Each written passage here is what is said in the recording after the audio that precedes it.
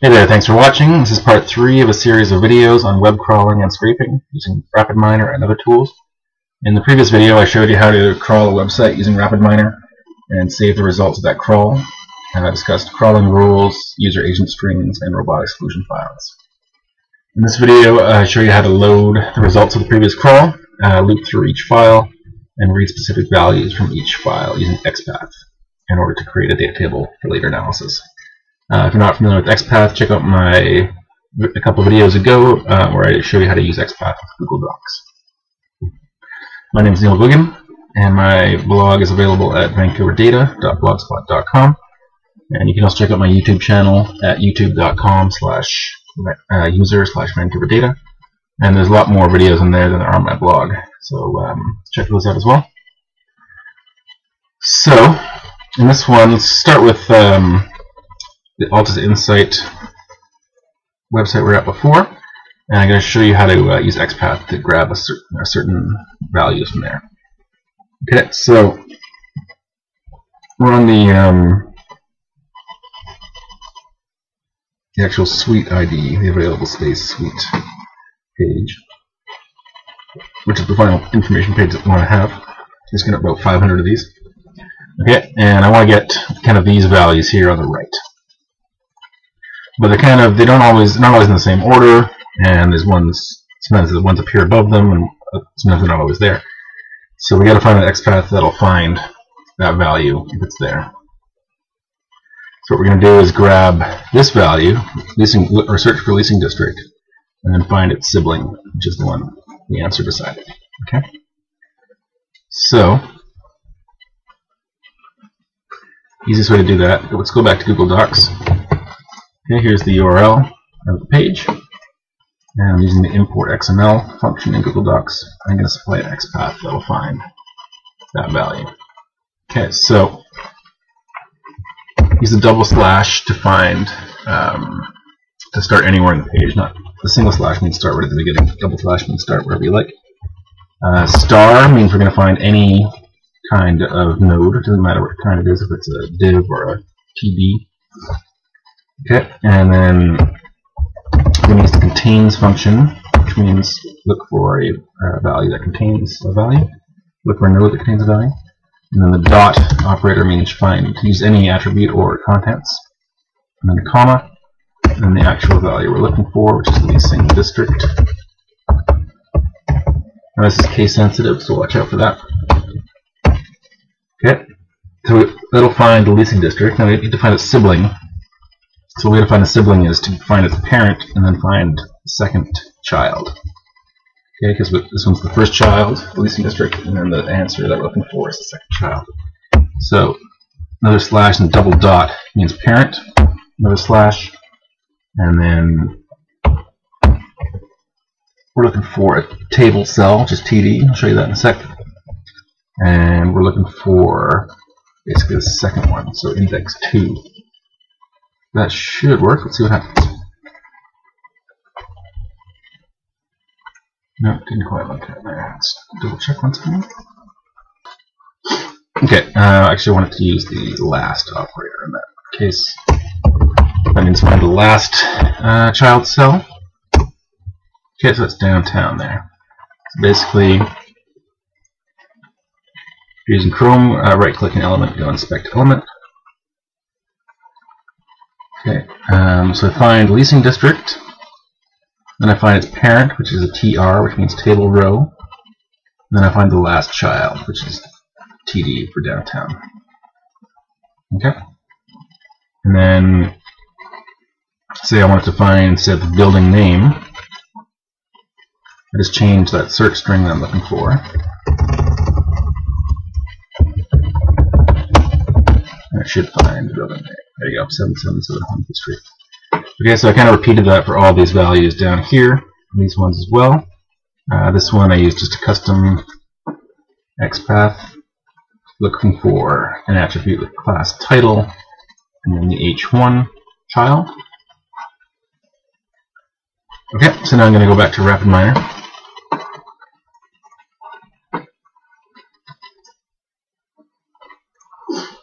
Okay, so what you want to use is the process documents from files operator.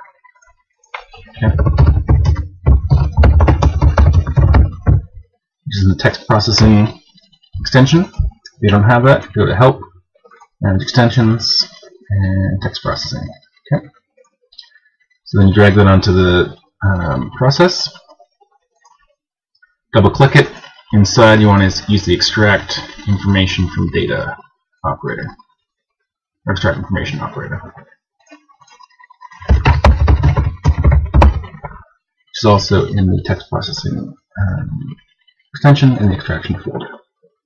Okay, so what that does is it's going to load all those files that I saved from the crawl. It's going to loop through each one of them, and that's going to apply extract information function, and then it's going to output that to the result set. Okay, so in process documents, your text directories, so that's the one I saved all of the crawl information to. So Neo desktop crawl. Just give it a name like all.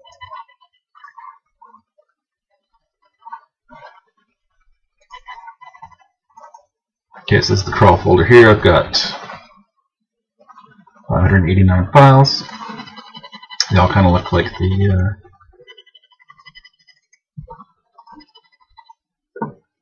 website itself. There you go. Okay.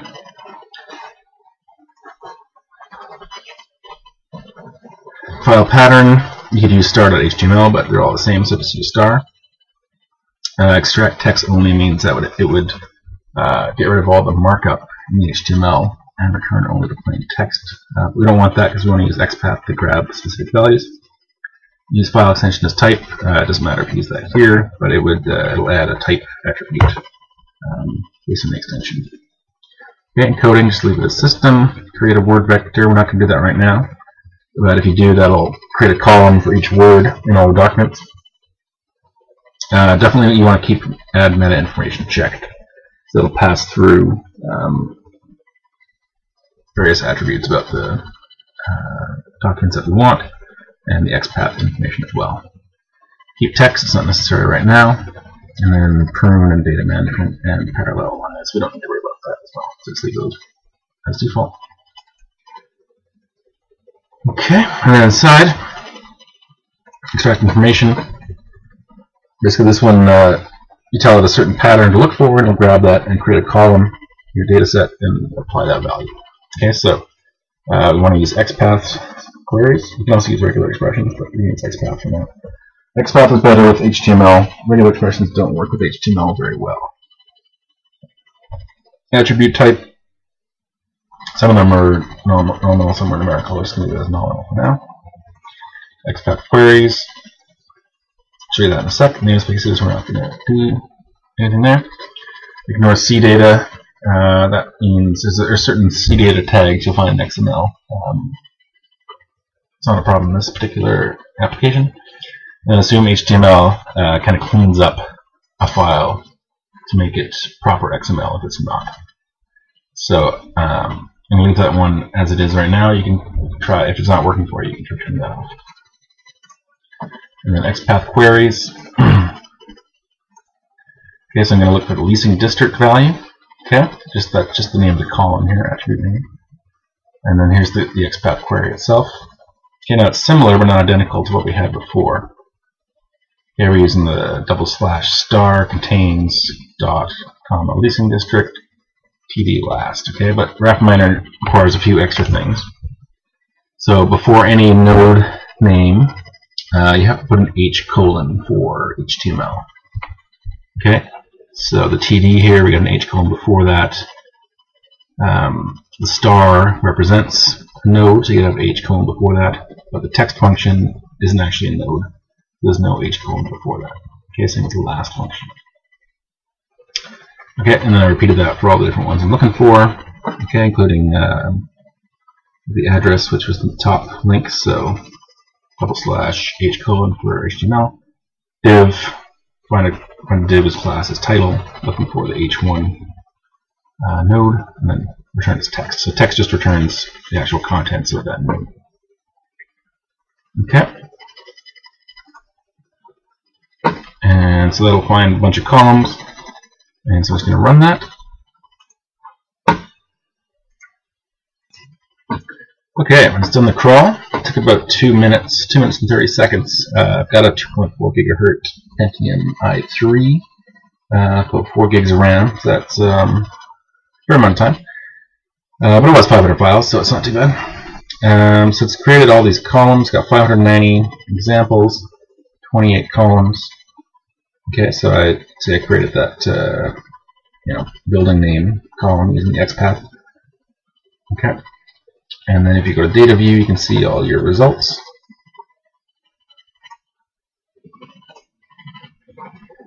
Okay, so the label is from the process documents and files operator, the class name I gave it. Metadata file name is just the name of the file in the folder. Metadata path was the name of the file with its folder names. It's the date. That's the date I recorded it. Yeah. Building name. So back to here. Building names is 777 Hornby.